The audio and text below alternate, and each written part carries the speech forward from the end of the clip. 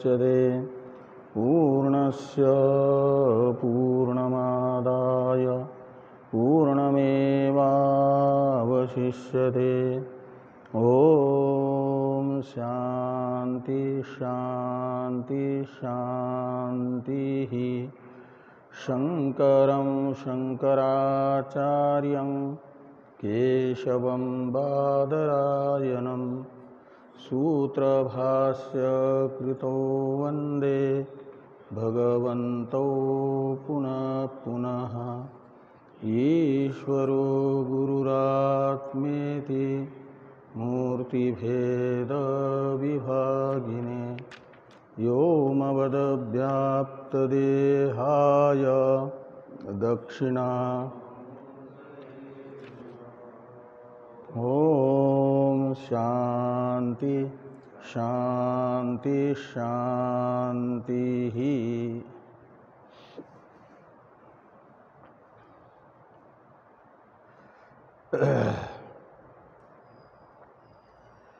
ब्रह्म सूत्र के तृतीय अध्याय के द्वितीय पाद के पंचम अधिकरण के व्याख्यान रूप भाष्य की चर्चा हम लोग कर रहे हैं। भगवान भाष्यकार ने 11 सूत्रात्मक इस पंचम अधिकरण के विवक्षित अर्थ को अपने मतानुसार बता दिया, जो भगवान सूत्रकार वेद व्यास जी को अपेक्षित था। वह अर्थ इस अधिकरण का बताने के पश्चात एक देशी का जो मत था उसका अनुवाद करके उसका निराकरण कर दिया गया। एक देशी के मत का, एक देशी का मानना था यह 11 सूत्रों का एक अधिकरण नहीं अपितु शुरू वाले 4 सूत्र 10वें सूत्र से 14वें सूत्र तक का एक अधिकरण और 15वें सूत्र से 21वें सूत्र तक 7 सूत्रों का एक दूसरा अधिकरण है। पहला अधिकरण तत्वमसि वाक्यांतर्गत तत्पदार्थ को बताएगा कि वह अरूप है, अरूप ही है का मतलब निर्विशेष ही है। अब निर्विशेष है तो उस निर्विशेष ब्रह्म का अपना उपाधि निरपेक्ष स्वस्वरूप क्या है, यह जिज्ञासा होती है। और इस जिज्ञासा मूलक त्रिकोटिक जिज्ञासा का मूलभूत त्रिकोटिक संशय है। क्या सद्रूप है वह निराकार ब्रह्म, या चिद्रूप है, या सद्रूप चिद्रूप उभय रूप है। ये जो संशय है, इस संशय अंतःपाती सिद्धांत पूर्व पक्ष की अनुपपत्ति बताने के बाद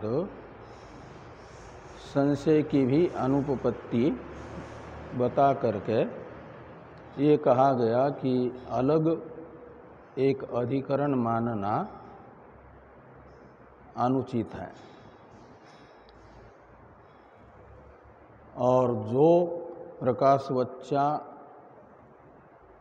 वैयर्थ्यात इत्यादि सूत्र हैं 7, इनकी गति बताने यानी साकार ब्रह्म को बताने वाले श्रुति वचनों की गति यह बताते हैं,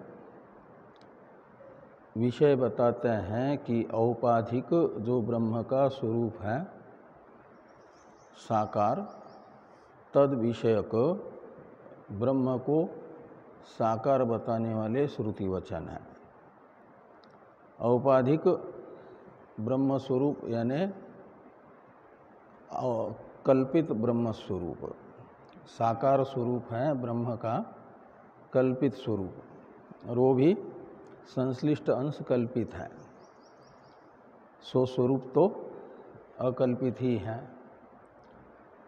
और वह साकार श्रुतियों का विषय है और निराकार श्रुतियों का विषय है निरूपाधिक स्वरूप ब्रह्म का। यह व्यवस्था बताई गई है पूर्व में एक देशी के मत का खंडन करते समय सिद्धांतियों ने ये व्यवस्था बताई है। अब जैसे एक देशी का मत अलग दो अधिकरण मानना अनुचित है, ऐसे कुछ लोग हैं समस्त श्रुति वचनों का तात्पर्य मानते हैं निर्विशेष ब्रह्म में ही, और निराकार ब्रह्म को बताने के लिए साकार श्रुति वचन भी उपयोगी है। तो साकार ब्रह्म को बताने वाले श्रुति वचनों को भी निराकार ब्रह्म में तात्पर्यवान समझना, ये है आपके प्रपंच प्रलयवादी का मत। प्रपंच प्रलयवादी का कथन ये है कि उपनिषदों का प्रत्येक शब्द जिसका अर्थ शक्ति संबंध से साकार प्रतीत हो रहा है, लक्षणा से निराकार ब्रह्म का ही बोधक है। उनके मत का अनुवाद करके यद्यपि आहु यहाँ से निराकरण किया जा रहा है, फिर प्रपंच प्रविलयवादी के मत का। तो यद्यपि आहु, इसमें आहु के कर्ता हैं प्रपंच प्रविलयवादी। तो प्रपंच प्रविलयवादी का जो कहना है कि ब्रह्म को साकार बताने वाले जो श्रुति वचन, वे भी नाम रूपात्मक प्रपंच के प्रलय विप्रलय द्वारा क्या करते हैं, निराकार ब्रह्म को ही बताते हैं, निराकार ब्रह्म का ज्ञान ही कराते हैं। ऐसा इसलिए उनका कोई अलग अर्थ नहीं है। निराकार ब्रह्म को बताने वाले श्रुति का जो प्रयोजन है, वही प्रयोजन आपके साकार ब्रह्म को बताने वाले श्रुतियों का भी होगा। और वो निराकार ब्रह्म को बताने वाले श्रुति वचनों का प्रयोजन क्या माना जाएगा? श्रुति वचन है प्रमाण, और प्रमाण का प्रयोजन होता है प्रमा। तो निराकार ब्रह्म है ऐसा बताने वाले श्रुति वचनों का प्रयोजन होगा निराकार ब्रह्म विषयक प्रमा। तो जो साकार ब्रह्मबोधक श्रुति वचन हैं, उनका भी निराकार ब्रह्म प्रतिपादन ही प्रयोजन है। निराकार ब्रह्म की प्रतिपत्ति यानी ज्ञान ही फल है, अर्थ है, प्रयोजन है। तो दोनों का प्रयोजन एक ही हुआ ना, निराकार ब्रह्म का ज्ञान। जैसे निराकार ब्रह्मवादी श्रुतियों का फल है, ऐसे साकार ब्रह्मवादी श्रुतियों का भी फल ब्रह्म निराकार है इत्याकारक ज्ञान ही है। ये यहाँ पर बता दिया गया था इस वाक्य से पूर्व पक्षी के मतानुसार कि यद्यपि आहु आकारवादिन्योपि श्रुतय प्रपंच प्रविलय मुखेन अनाकार प्रतिपत्त्यर्था एव न पृथक अर्था इति, यहाँ इति तक अनुवाद है प्रपंच प्रविलय वादी का।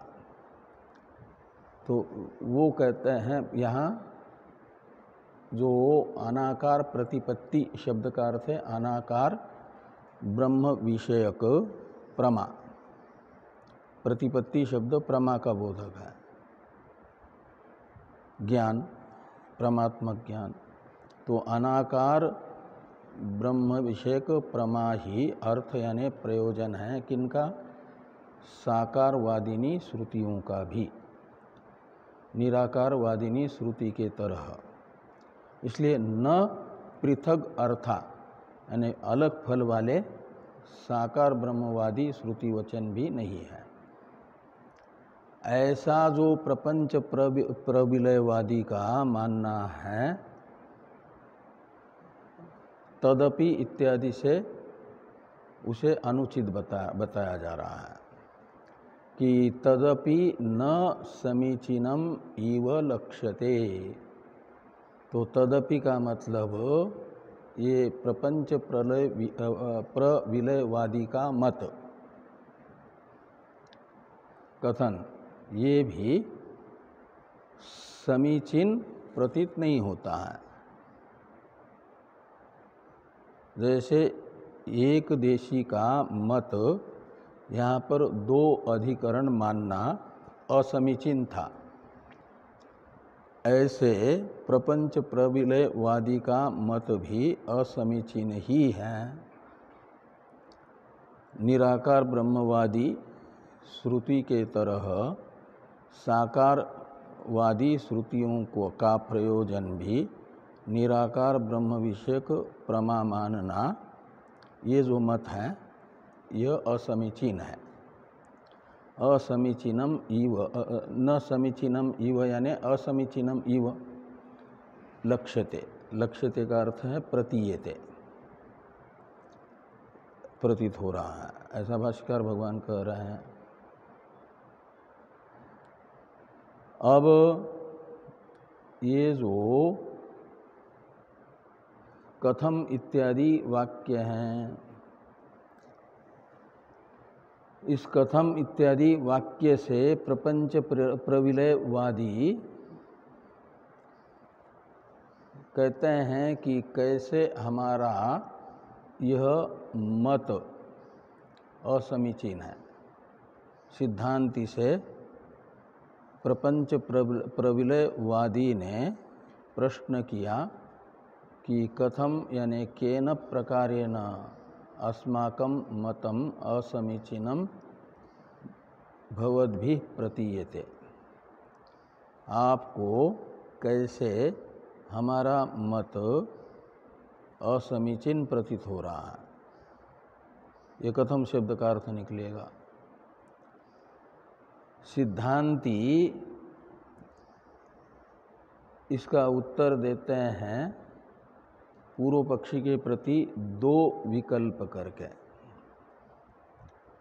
दो विकल्प हैं सिद्धांति की ओर से पूर्व पक्षी के प्रति किए गए।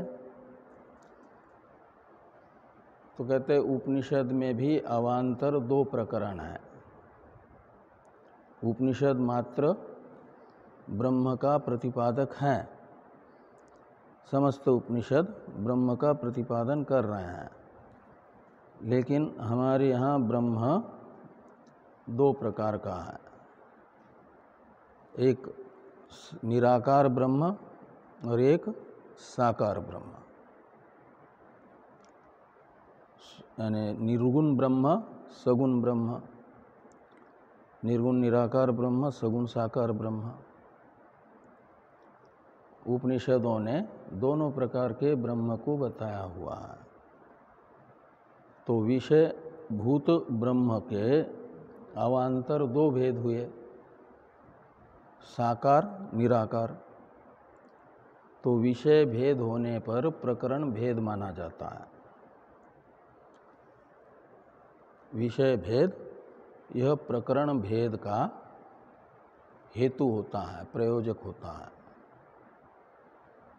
तो जब निराकार ब्रह्म और साकार ब्रह्म ऐसे अवान्तर दो भेद हुए तो माना जाएगा कि यहाँ उपनिषद में प्रकरण भी दो है। एक महाप्रकरण है उपनिषद है ज्ञान कांड, उसमें ब्रह्म का प्रतिपादन होगा, लेकिन अवान्तर दो प्रकरण बनेंगे, एक निराकार ब्रह्म विषयक प्रकरण और एक साकार ब्रह्म विषयक प्रकरण। निराकार ब्रह्म विषयक प्रकरण है ज्ञेय ब्रह्म का प्रकरण और साकार ब्रह्म विषयक प्रकरण है उपास्य ब्रह्म विषयक प्रकरण। उपास्य ब्रह्म है तो फिर ब्रह्म जिस उपासना का विषय बनेगा उस उपासना का विधान करने भी होगा उस प्रकरण में, इसलिए माना जाएगा उपासना विधायक एक प्रकरण और एक प्रकरण केवल तत्व का ज्ञापक प्रकरण, तत्व ज्ञान कराने वाला मात्र प्रकरण, और एक उपासना का विधान करने वाला प्रकरण। तो तत्व ज्ञान कराने वाले प्रकरण में भी यानी ज्ञेय ब्रह्म के प्रकरण में भी कुछ साकार प्रतिपादक श्रुति वचन है, उन्हें आप निराकार ब्रह्म ज्ञान ही में तात्पर्यवान मान रहे हो, उनका फल निराकार ब्रह्म ज्ञान मान रहे हो, ये एक विकल्प होगा। अथवा जो उपासना का विधायक प्रकरण है उपनिषदों में और उस उपासना विधायक प्रकरण में आए हुए जो साकार ब्रह्म को बताने वाले श्रुति वचन हैं उन्हें आप मान रहे हो निराकार ब्रह्म विषयक ज्ञान के उत्पादक, ज्ञान रूप प्रयोजन वाले। ये दूसरा विकल्प हुआ।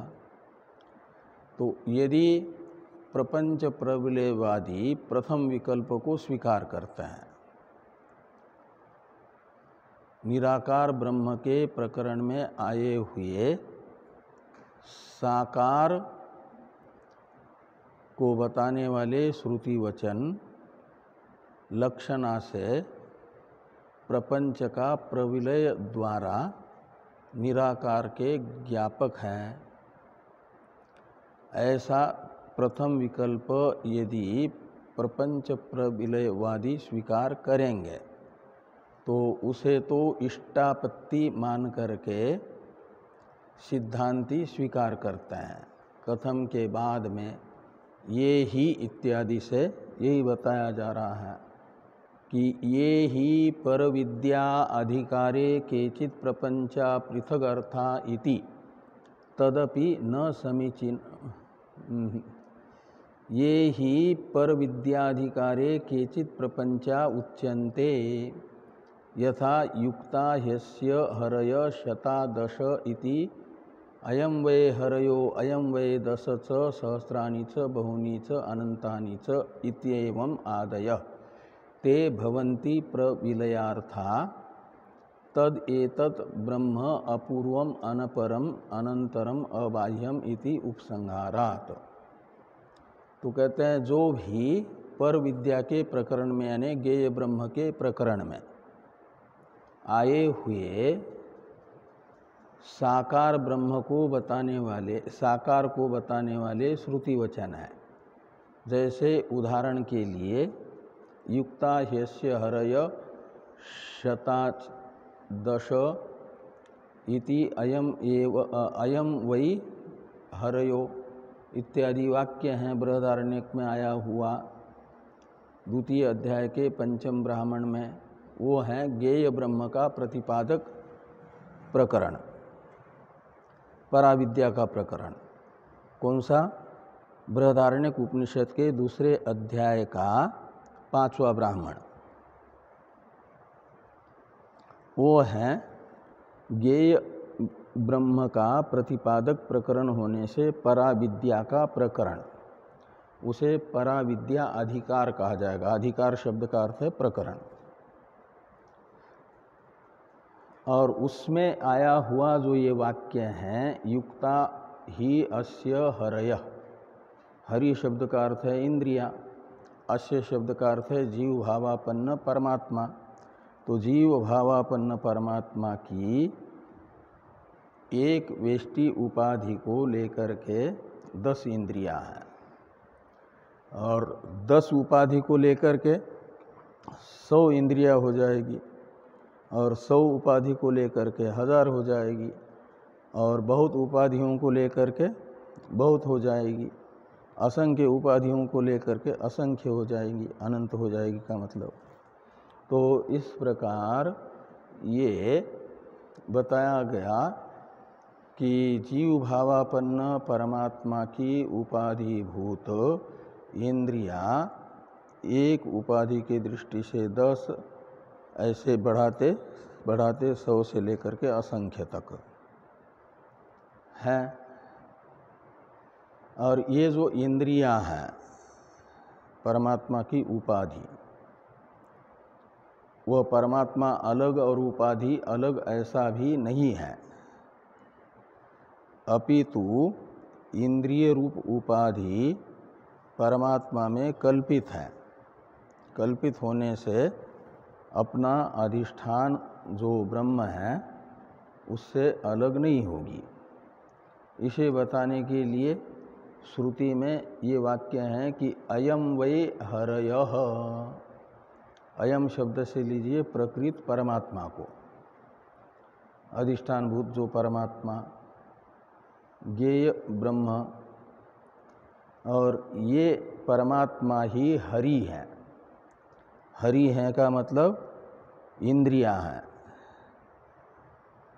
क्यों परमात्मा को ही इंद्रिया कहा जा रहा है?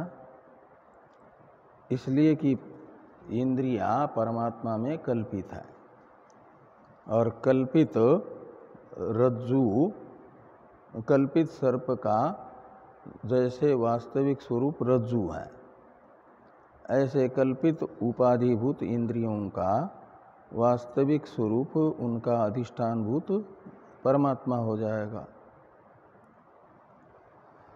तो पहले सामान्य रूप से इंद्रिय शब्द का प्रयोग करके कहा अयम वै हरय,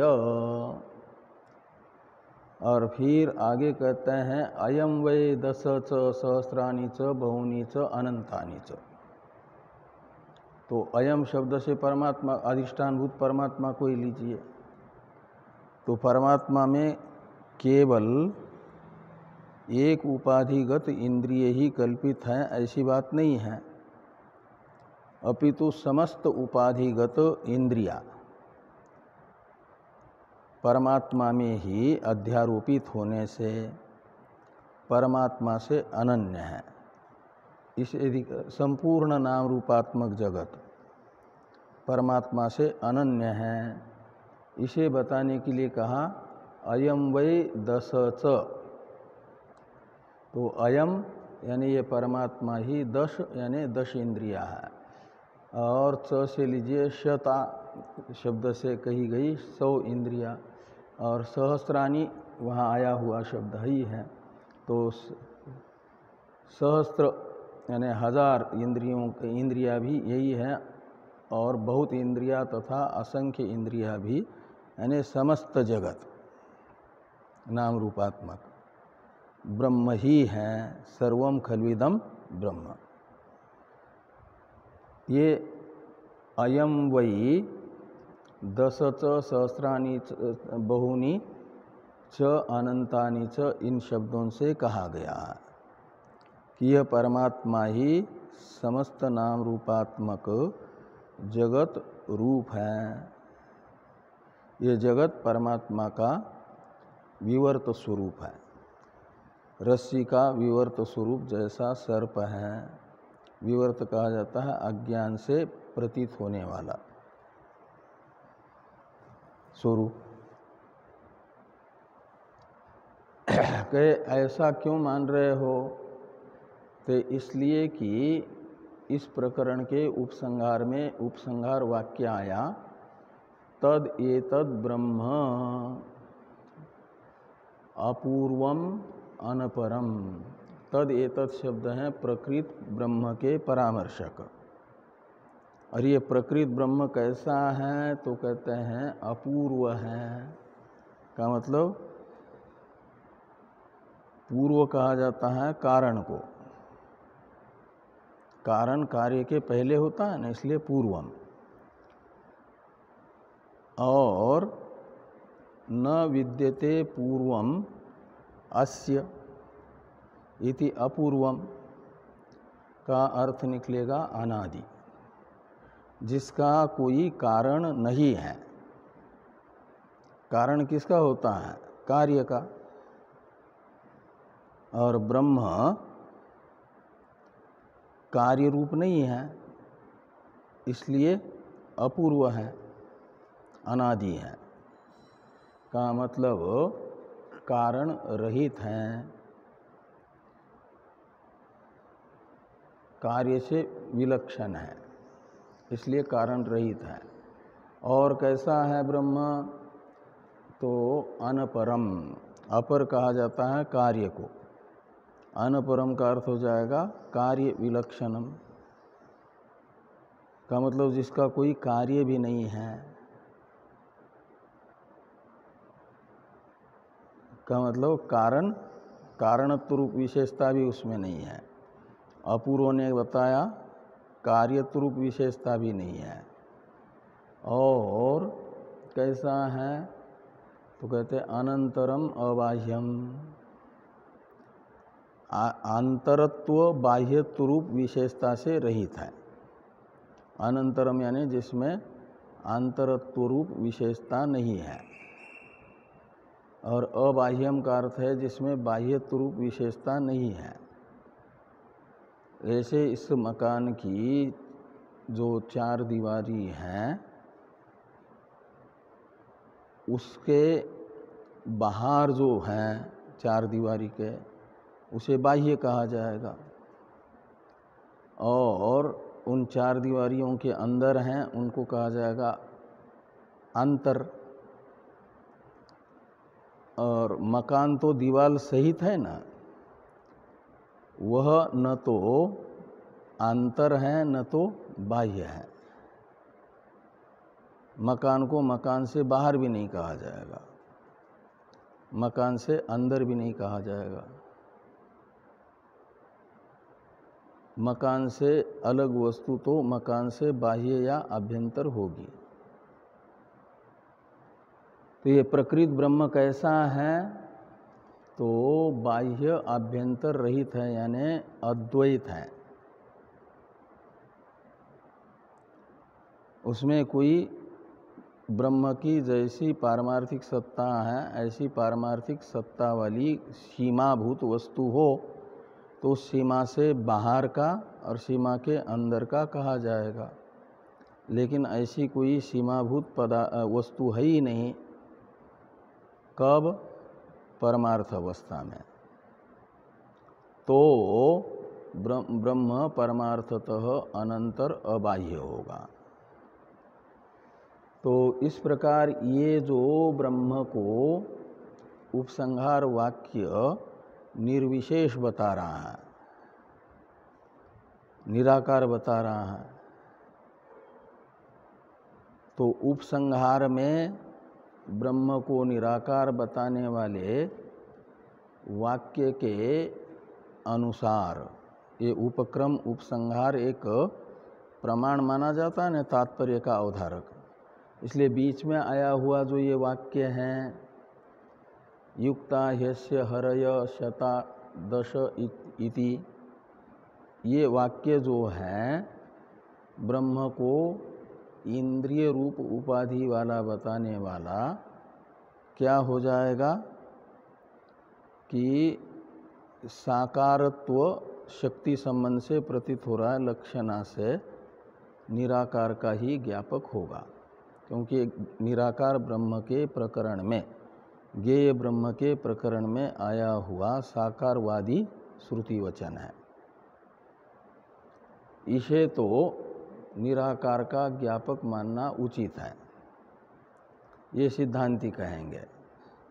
इति उपसंहारात, आगे हैं ये पुनः उपासना विधान अधिकारे इत्यादि जो वाक्य आ रहा है, ये द्वितीय विकल्प में दोष बताने वाला वाक्य है। प्रथम विकल्प को तो सिद्धांति ने इष्टापत्ति मान करके स्वीकार किया, दो विकल्प किए थे ना। वो दो विकल्प कौन है कि ज्ञेय ब्रह्म के प्रकरणस्थ साकारवादी श्रुति वचनों को आप निराकार के बोधक कहना चाहते हो, या उपासना विधायक प्रकरण में आए हुए साकारवादी श्रुति वचनों को भी निराकार ब्रह्म के ही बोधक मानना चाहते हो। ऐसे दो विकल्प किए थे। उनमें से प्रथम विकल्प को तो विष्टापत्ति मान करके स्वीकार किया, ज्ञेय ब्रह्म के प्रकरण में आया हुआ साकार ब्रह्म को बताने वाला श्रुति वाक्य निराकार ब्रह्म के ही ज्ञान में तात्पर्यवान है, ये बता दिया।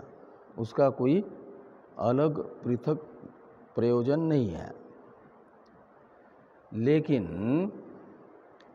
द्वितीय विकल्प, उसमें अनुपपत्ति बताई जा रही है। द्वितीय विकल्प के अनुसार उपासना के प्रकरण में आए हुए वाक्य को भी, साकार ब्रह्म को बताने वाले वाक्य का भी लक्षणा से निराकार ब्रह्म में ही तात्पर्य मानना, ये गलत है। ये बताया जा रहा है कि ये पुनः उपासना विधान अधिकारे, उपासना विधान अधिकार में, अधिकार शब्द का अर्थ क्या निकलेगा? वही प्रकरण। तो उपासना विधान अधिकार शब्द का अर्थ क्या निकलेगा? उपासना का विधान करने वाला प्रकरण। उपासना विधायक जो प्रकरण है, उस प्रकरण में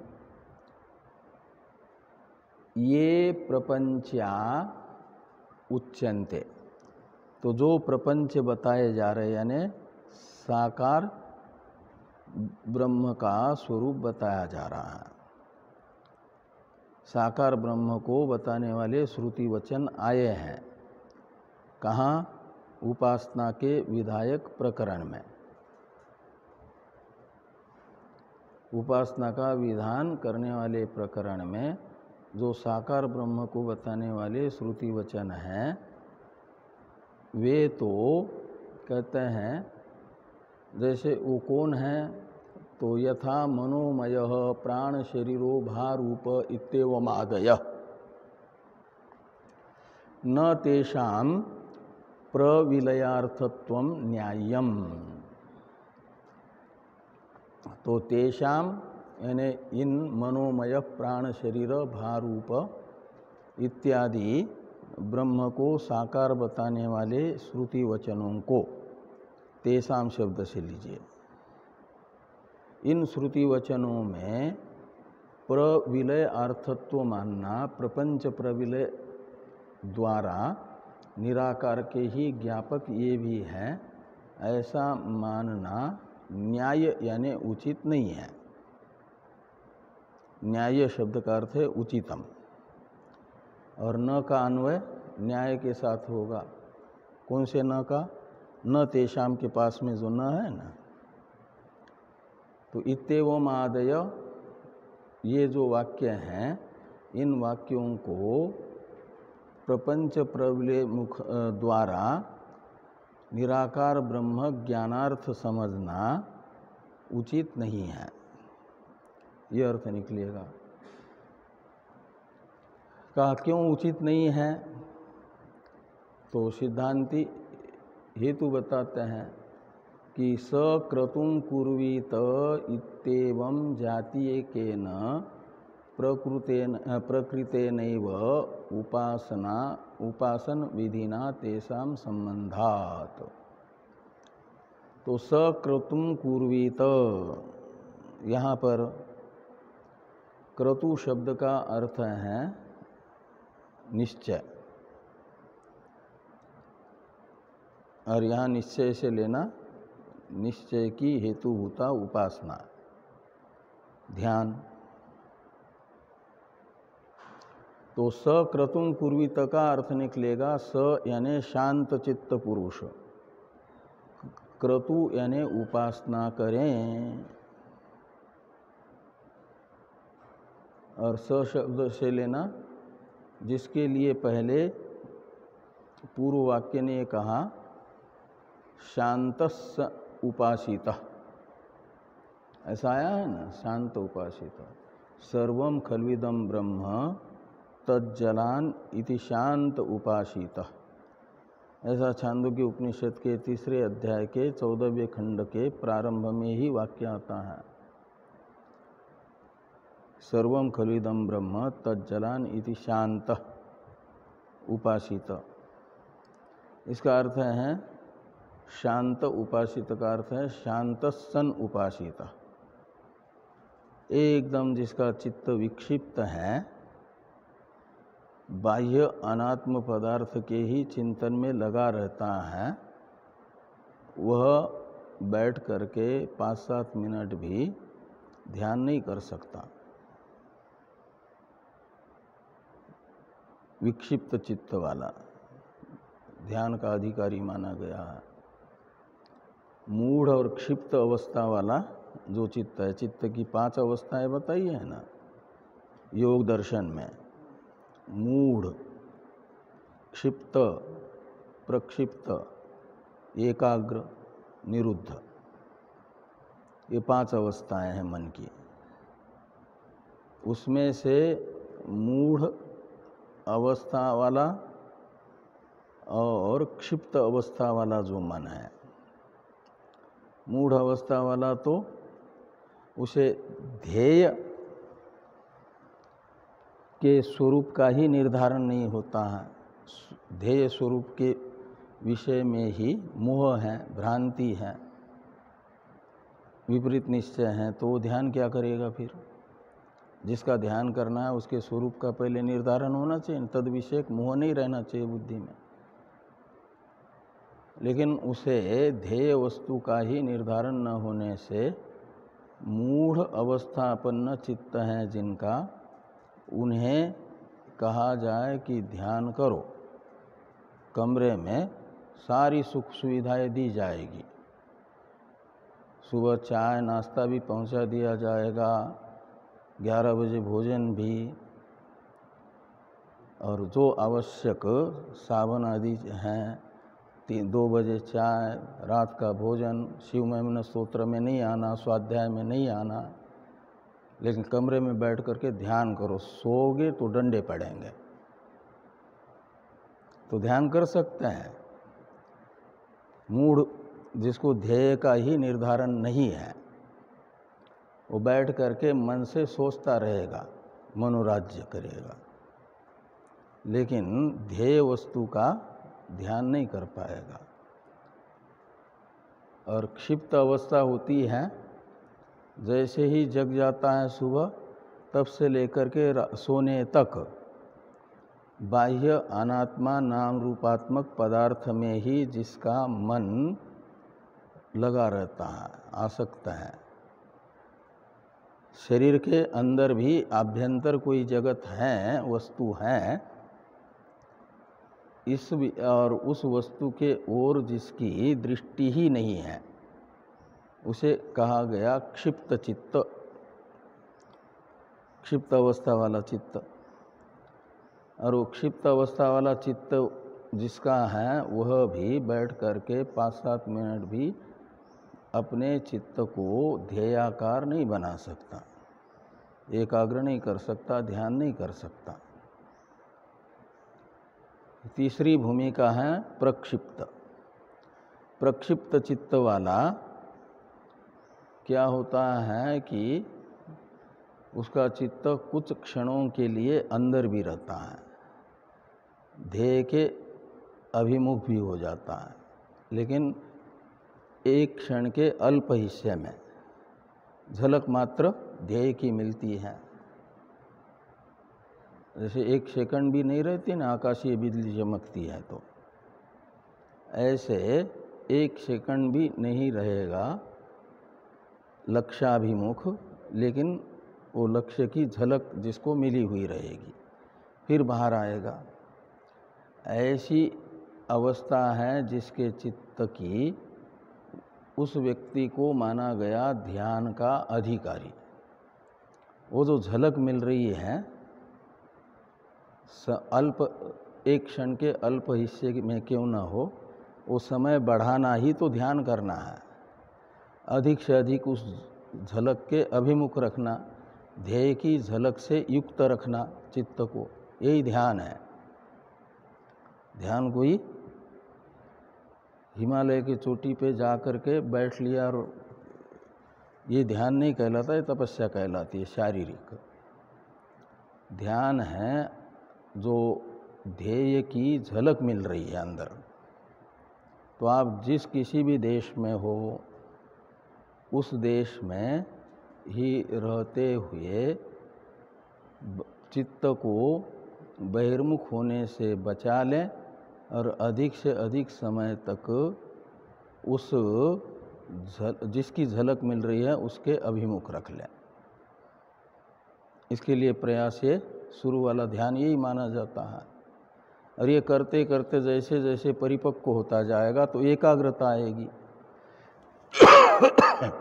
इसलिए प्रक्षिप्त चित्त वाला जो है वो ध्यान का अधिकारी यानी उपासना का अधिकारी माना गया।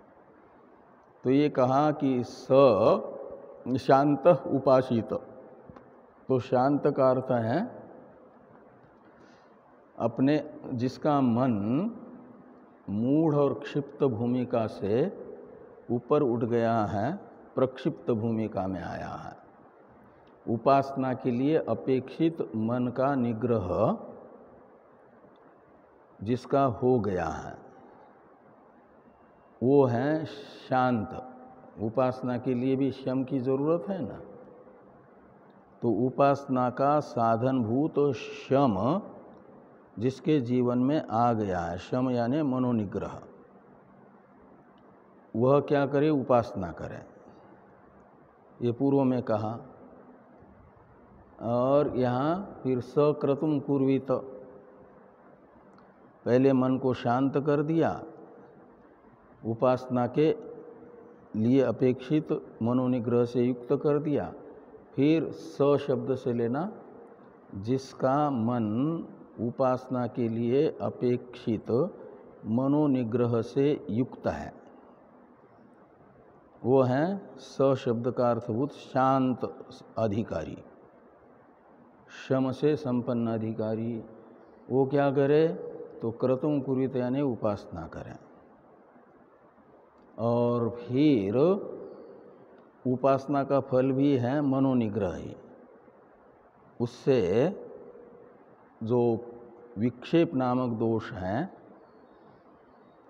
वह निकल जाएगा और मनोनिग्रह दृढ़ होता जाएगा। तो ये है विधि वाक्य, उपासना विधायक वाक्य। कौन सा? सक्रतुम कुर्वीत।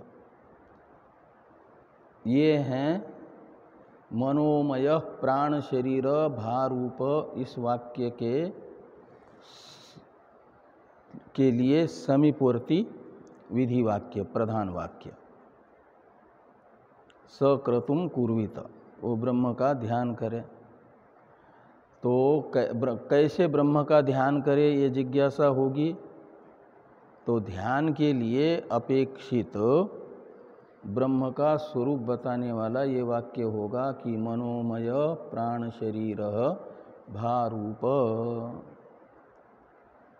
कि वह मनः प्राण है, मन रूप उपाधि वाला है, प्राण शरीर है, भारूप है यानी प्रकाश स्वरूप है, सत्य काम है, सत्य संकल्प है, विशोक है, विजर है इत्यादि वहाँ पर कई एक गुण बताए हुए हैं। का मतलब ब्रह्म को साकार बताने वाला ये वाक्य हुआ मनोमय प्राण शरीर भारूप। अब इसका अन्वय यदि दो वाक्य उपस्थित है, यहाँ उपासना का विधायक सक्रतुम कुर्वीत वाक्य और दूसरा तत्वमसि वाक्य।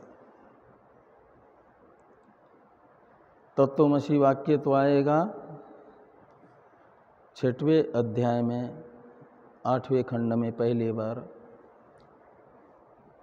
और वो प्रकरण है पराविद्या का प्रकरण, और ये प्रकरण है सक्रतुम कुर्वीत उपासना विधायक प्रकरण, उपासना का विधान करने वाला प्रकरण है ना। और उपासना के विधायक प्रकरण में आए हुए साकार ब्रह्मवादी श्रुति वचन मनोमय प्राण शरीर इसको माना जाएगा। तो इसका अन्वय तत्वमसि वाक्य के साथ जब करेंगे यदि, तो अर्थ निकलेगा मनोमय इत्यादि शब्दों का वाच्यार्थ तो हो गया साकार, और लक्ष्यार्थ होगा इतर मनादि से इतर उपाधियों का निषेध करते हुए सब जगत का प्रविलय द्वारा निराकार ब्रह्म शोधित तदर्थ, उसको आत्मरूप से जानना। लेकिन उसके लिए जाना होगा कहाँ? इस वाक्य को निराकार ब्रह्म ज्ञान का जनक समझने के लिए आपको पराविद्या के प्रकरण में जाना पड़ेगा, इस वाक्य को ले जाना पड़ेगा। और उपासना के प्रकरण में आया हुआ ये वाक्य उपासना के विधायक वाक्य के साथ अन्वित होता है यदि, तो इस वाक्य में जिज्ञासा होती है कि उपासना करनी है, ध्यान करना है, तो किसका ध्यान करना है? तो ध्यान के लिए अपेक्षित ध्येय ब्रह्म का स्वरूप बताने वाला ये वाक्य है, ऐसा मानेंगे यदि, तो मनोमयत्व, प्राण शरीरत्व, भारूपत्व, सत्य कामत्व, सत्य संकल्पत्व आदि गुणों से विशिष्ट जो साकार ब्रह्म है उसका ध्यान करो, ये अर्थ निकलेगा। और ये अर्थ ही श्रुति को अपेक्षित अर्थ है, नहीं तो प्रकरण का अतिक्रमण हो जाएगा ना। यहाँ प्रकरण भेद है, उसका अतिक्रमण हो जाएगा। ये यहाँ पर कहते हैं कि मनोमय प्राण शरीरो भारूप इत्येवम् आदयो न तेषाम प्रविलयार्थत्वम न्यायम। इनको प्रविलय अर्थक मानना यानी निर्विशेष ब्रह्म का ज्ञापक समझना उचित नहीं है, न न्यायम यानी न उचितम। क्यों?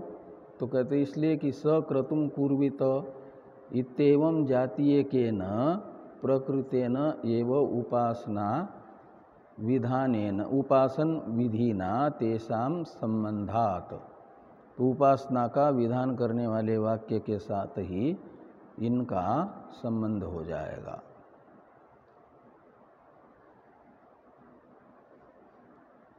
ये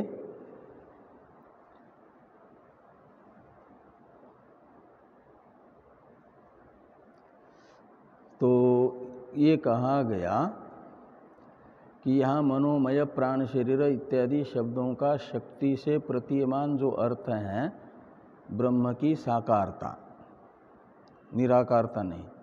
शक्ति संबंध से तो साकार ब्रह्म की प्रतीति होगी, और लक्षणा से निषेध द्वारा निराकार ब्रह्म का प्रतिपादक मानना पड़ेगा। जैसे वहाँ पर माना गया युक्ता ही अस्य हरय शताच इत्यादि वाक्य को, शक्ति संबंध से तो वो भी साकार प्रतीत हो रहा है, और लक्षणा से निषेध का प्रतिपादक मान करके ज्ञेय ब्रह्म में उसका अन्वय कर दिया बृहदारण्यक वाक्य का।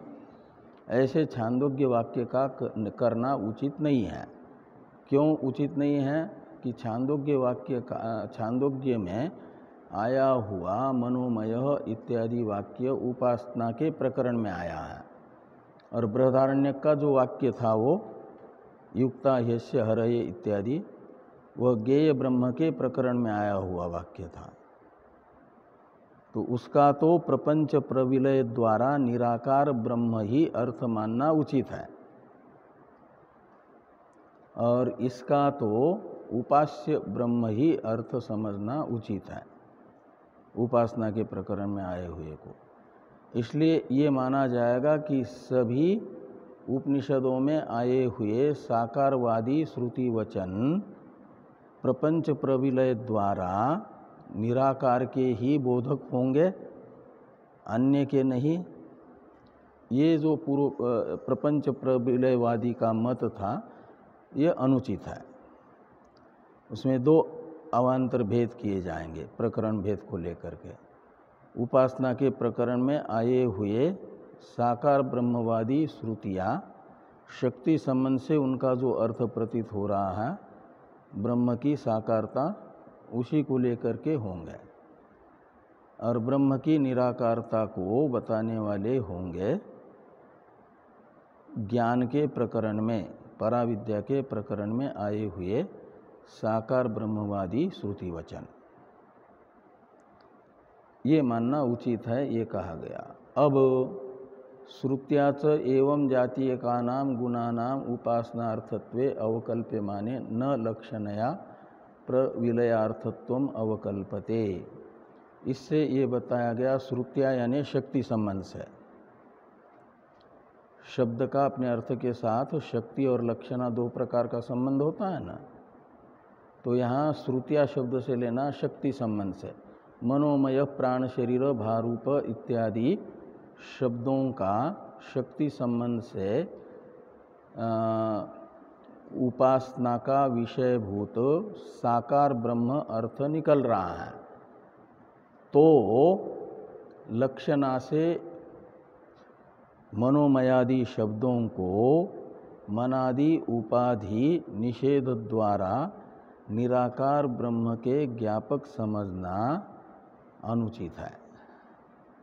ये यहाँ पर कहा कि इत्येवं जातीय क्या हो, हाँ, श्रुत्याच एवं जातीय का नाम गुणानाम उपासनार्थत्वे अवकल्पमाने न लक्षणया प्रविलयार्थत्वम अवकल्पते। लक्षणा से निषेध द्वारा मनादि उपाधि का निषेध करते हुए निर्विशेष ब्रह्म के ज्ञापक नहीं माना जा सकता। बाकी की चर्चा हम लोग कल करते हैं। ओम पूर्णमदः पूर्णमिदं पूर्णात् पूर्णमुदच्यते पूर्णस्य पूर्णमादाय पूर्णमेवावशिष्यते। ओम शांति शांति शांति। शंकरं शंकराचार्यं केशवं बादरायणं सूत्रभाष्य कृतो वंदे भगवन्तौ पुनः पुनः। ईश्वरो गुरुरात्मेति मूर्तिभेद विभागिने व्योमवद्व्याप्तदेहाय दक्षिणामूर्तये नमः। ओम शांति शांति शांति।